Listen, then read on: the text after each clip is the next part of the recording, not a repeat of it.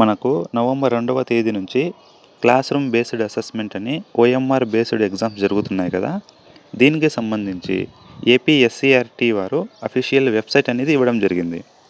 ఈ వెబ్సైట్లో స్టూడెంట్ యొక్క ఆన్లైన్ అటెండెన్స్ని సబ్మిట్ చేయవలసి ఉంటుంది. అదేవిధంగా స్టూడెంట్ యొక్క అటెండెన్స్ ఫామ్ని కూడా ఈ సైట్ నుంచి మనం డౌన్లోడ్ చేసుకోవచ్చు. ఇప్పుడు మనం ఈ సైట్లోకి ఏ విధంగా లాగిన్ అవ్వాలో చూద్దాం. ఈ సైట్లోకి లాగిన్ అవ్వడానికి లింక్ అనేది ఈ వీడియో డిస్క్రిప్షన్లో ఇవ్వడం జరిగింది.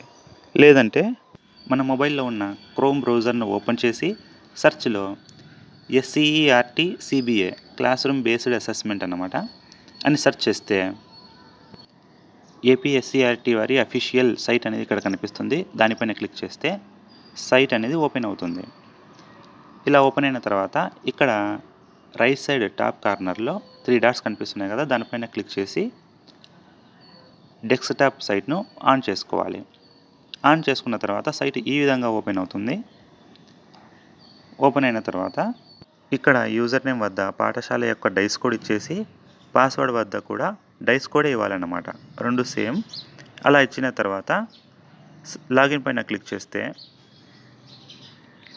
మన పాఠశాల యొక్క లాగిన్ అనేది ఓపెన్ అవుతుంది.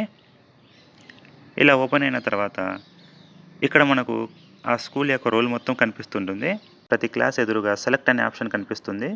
ఆ సెలెక్ట్ అనే ఆప్షన్ పైన క్లిక్ చేస్తే క్లాస్ అనేది ఓపెన్ అవుతుంది.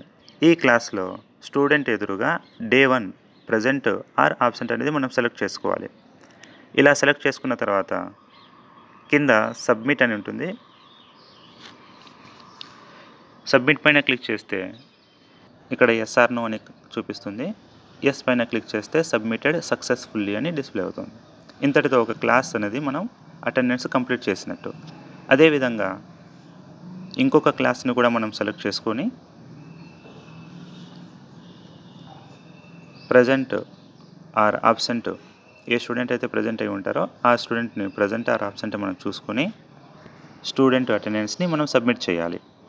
ఏదైనా క్లాస్లో ఒక విద్యార్థి పేరు లేదనుకోండి, ఆ విద్యార్థిని మనం యాడ్ చేయాలనుకున్నప్పుడు ఇక్కడ యాడ్ అడిషనల్ క్యాండిడేట్ పైన క్లిక్ చేస్తే యాడ్ న్యూ బఫర్ పైన క్లిక్ చేస్తే ఇక్కడ స్టూడెంట్ యొక్క చైల్డ్ ఐడి, ఆ బఫర్ ఓఎంఆర్ షీట్ యొక్క నంబరు మరియు స్టూడెంట్ యొక్క నేమ్ని ఇక్కడ ఎంటర్ చేసి యాడ్ న్యూ బఫర్ పైన క్లిక్ చేస్తే ఆ స్టూడెంట్ నేమ్ అనేది ఆ క్లాస్లో యాడ్ అవ్వడం జరుగుతుంది. ఇప్పుడు మనం డే 1 అటెండెన్స్ను సబ్మిట్ చేసినాం కదా, రేపు డే 2 అటెండెన్స్ను కూడా సబ్మిట్ చేయవలసి ఉంటుంది. ఆ డే 2 ఆప్షన్ అనేది రేపు అప్డేట్ అవ్వడం జరుగుతుంది. అదేవిధంగా మనం స్టూడెంట్ అటెండెన్స్ ఫామ్ని డౌన్లోడ్ చేసుకోవాలనుకున్నప్పుడు కింద డౌన్లోడ్ డీ ఫామ్ అనేది చూపిస్తుంది. దానిపైన క్లిక్ చేస్తే స్టూడెంట్ యొక్క అటెండెన్స్ ఫామ్ అనేది డౌన్లోడ్ అవుతుంది. ఇది ఆటోమేటిక్గా క్లాస్ వైజ్గా జనరేట్ అయి ఉంటుంది. ఇక్కడ స్టూడెంట్ నేమ్స్, చైల్డ్ ఐడీస్, వాళ్ళకి ఇచ్చిన ఓఎంఆర్ షీట్ నెంబర్స్ ఇక్కడ డిస్ప్లే అవుతున్నాయి. పక్కన సిగ్నేచర్ వద్ద ఆ స్టూడెంట్ యొక్క సిగ్నేచర్ను మనం తీసుకోవాలి. ఈ విధంగా ప్రతి క్లాస్ యొక్క సిగ్నేచర్స్ మనం తీసుకొని అటెండెన్స్ ఫామ్ని సబ్మిట్ చేయవలసి ఉంటుంది.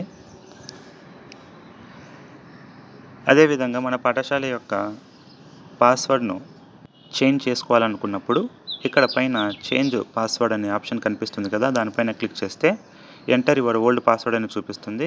ఇక్కడ మన ఓల్డ్ పాస్వర్డ్ ఎంటర్ చేసి న్యూ పాస్వర్డ్ వద్ద మనం ఒక పాస్వర్డ్ను క్రియేట్ చేసుకొని అలాగే కరెంట్ పాస్వర్డ్ వద్ద కూడా ఇచ్చేసి చేంజ్ పాస్వర్డ్ పైన క్లిక్ చేస్తే పాస్వర్డ్ అనేది చేంజ్ అవుతుంది. ఈ విధంగా మనం ఈ సైట్లో స్టూడెంట్ అటెండెన్స్ని సబ్మిట్ చేయవలసి ఉంటుంది.